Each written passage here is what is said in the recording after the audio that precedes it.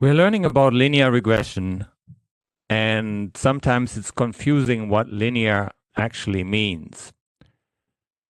So what we mean by linear here is linear in the coefficients, in the betas. That's a linear regression model. We don't say anything about the functional form of X, of the model. So here we have a linear model in beta. And it's linear even though there's a quadratic term. So there's x1 squared here, there. And here we have multiplying two x variables, which is called an interaction. And it's still linear because we have beta times a variable, beta times a variable, beta times a variable, and plus, obviously. And if that doesn't convince you, you might sort of find it helpful if you look at this sort of rewritten equation here. I'm rewriting the same equation like this. And here I have replaced the x1 squared with x10, where x10 equals x1 squared, and x11 with x1, x2. And now this model looks completely linear to you. So this is a model that is suitable for the linear regression technique. Now, interpretation is a different matter, but this is suitable for the methodology of linear regression. So I have hinted at this.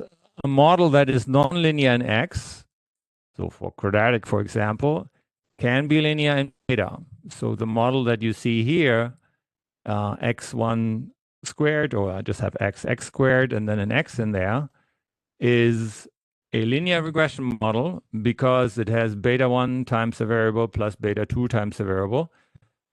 But it's nonlinear if you look at the curve here. So nonlinear in X. And yeah.